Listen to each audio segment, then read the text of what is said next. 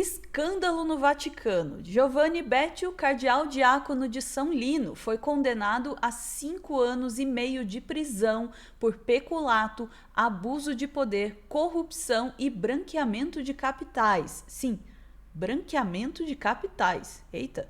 Atualmente, Giovanni Becciu tenta retornar ao Vaticano com o conclave que irá decidir quem será o novo Papa, apesar da proibição existente. Gente, já começou as tretas de conclave. Vamos saber mais sobre esse caso com a nossa Daiane Oliveira no plantão. Bora lá.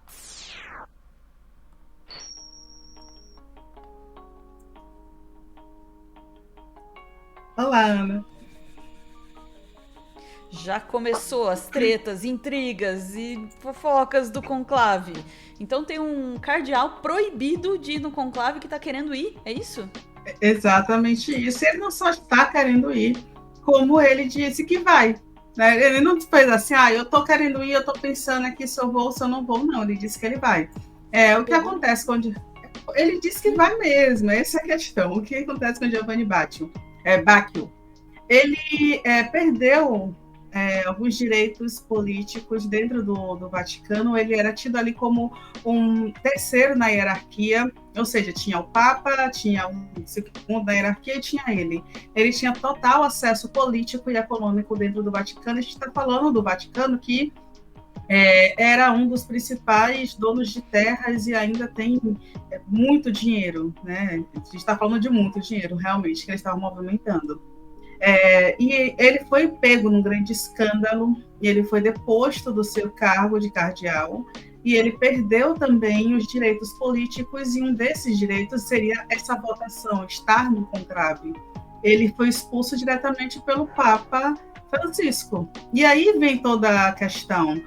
O que faz com que ele ache que ele pode, de fato, estar no conclave e votar para um novo Papa é o fato de que, ano passado, eles teve uma reunião muito importante na presença do Papa Francisco e ele não foi expulso, apesar da proibição existente sobre estar em espaços, em votações importantes. Então, por mais que exista aí uma mancha dentro da história, ele esteve ano passado nessa presença, nessa reunião, e por isso ele se acha no direito de agora fazer parte dessa votação.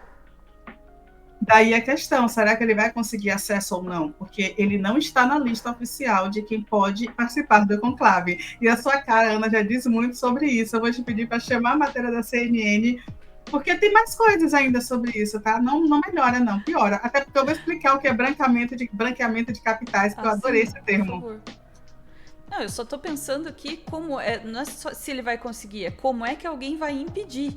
Entende? É a cena também, que tá também. Eu já tô vendo aí Conclave 2. Vem aí, vamos lá. Participar de escolha do novo Papa. Essa matéria aqui, ó, que tá na home do nosso site, e é sobre isso que a gente vai conversar agora com você, ó. Tá no site da CNN Brasil. E quem é esse cardeal? Ângelo Becciu. Imagino que fala-se assim, né? Ângelo Becciu, de 76 anos, não aparece na lista oficial dos cardeais com menos de 80 anos que estão aptos a votar. O Duran já tinha explicado isso pra gente, né? Quem tem mais de 80 não participa dessa votação. E todo mundo que está dentro do conclave tem de ser votado, tem de poder ser votado. Então, só com menos de 80. Em 2020, o cardeal se envolveu num escândalo financeiro sem precedentes no Vaticano, que causou um rombo de quase 140 milhões de euros. Por isso, o Papa Francisco decidiu demitir Becciu do cargo de cardeal e retirou dele o direito de participar desses futuros conclaves, como esse que nós vamos ver agora. O italiano era considerado o número 3 na hierarquia do Vaticano e um forte candidato à sucessão de Francisco. Mas aí, Duran, se ele pode ir? Bom... Então, eu estava até conversando isso com o Diego. Qual que é a argumentação dele? Que teve uma reunião de cardeais antes do Papa Francisco morrer e ele participou dessa reunião de cardeais, uma assembleia. Então, essa é a desculpa que ele tem usado, a justificativa que ele tem usado para voltar a ter o direito de participar de um conclave, dizendo, bom, mas Francisco me deixou nessa reunião, então ele reconheceu que ele não poderia retirar meus poderes cardinalícios. E a gente tava falando assim, mas pera um pouquinho, se você não tá lá na lista da Santa Sé, você vai recorrer a quem? Porque Papa não tem mais. Papa? Né?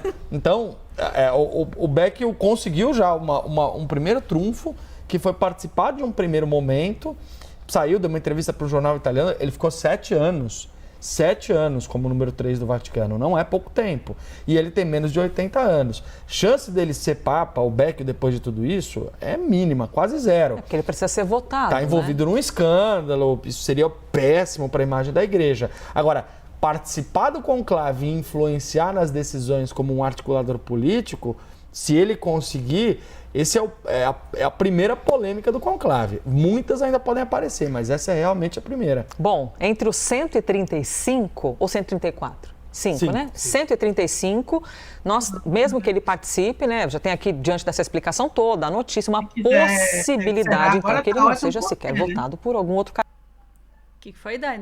Isso, né? Se você quiser encerrar agora, tudo bem, porque é isso, né? A gente já sabe que o Vaticano, ele está no momento que ele não tem interesse em polêmicas, ele não tem interesse mínimo em colocar na posição de poder alguém que já foi não só acusado, como condenado por desvio de dinheiro e deixou um rombo de 139 milhões de euros nas finanças do Vaticano.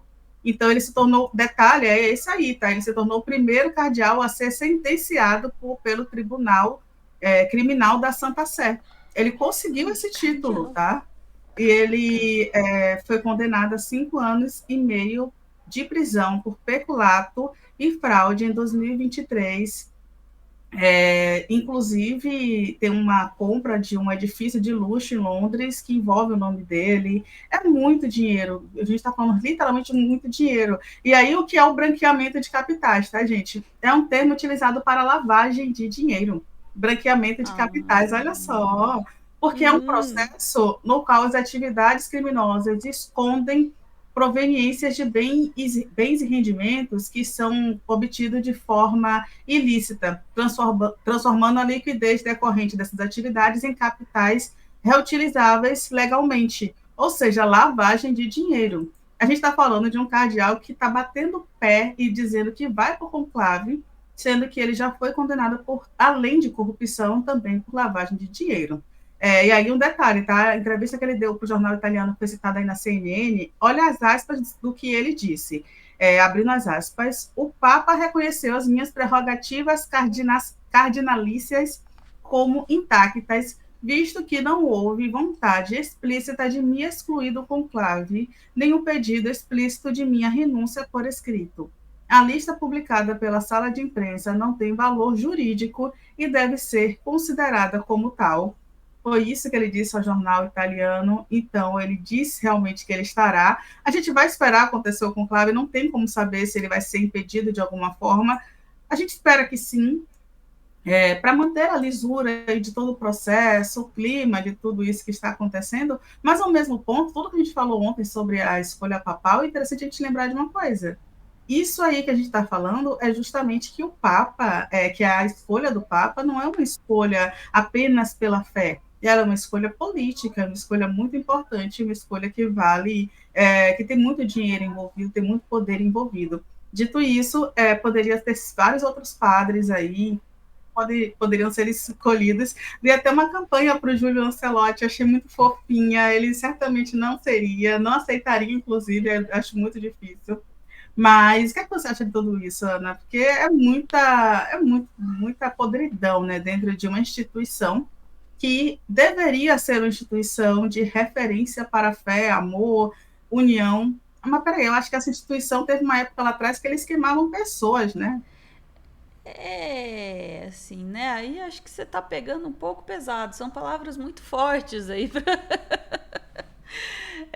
para associar aí a uma religião organizada, né? Eu acho que não dá para ir tão longe assim. Mas olhando assim pelo lado prático da coisa, né, eu acho que você tem toda a razão, Dai, não combina com a imagem. Não combina com a imagem, certamente. Então, eu diria isso. Claro, seria um plot twist carpado, né? Se um cara desse entrasse num conclave pronto, já falei conclave a primeira vez, agora já era. Se ele entrasse num conclave e fosse votado, assim, porque é completamente fora de propósito. Veja, não estou dizendo, porque a Igreja Católica é muito boa, jamais faria isso. Não, porque simplesmente não cabe na marca, tá? Não é bom para a imagem, seria péssimo. Assim, os caras deviam estar, assim, completamente fora da casinha para fazer uma coisa dessa. Mas que ele pode tentar entrar, e só a entrada dele, né, já é uma coisa aí que pode causar, assim, uma questão de imagem, pode, né? Não pega bem, assim, para, né, para a história e para a narrativa da coisa toda, dizer, não, um cara que é acusado, né, condenado por todos esses crimes, está aqui participando da eleição de um novo Papa, né?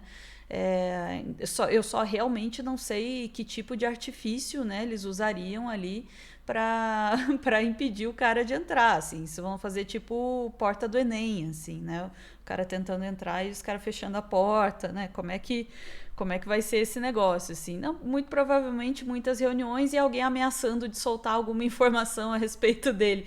Mas aí eu posso estar sendo influenciada pelo filme Conclave aí. Quem não assistiu, fica aí a recomendação, porque vocês vão ouvir muito nos próximos dias. Isso é muito Conclave, né?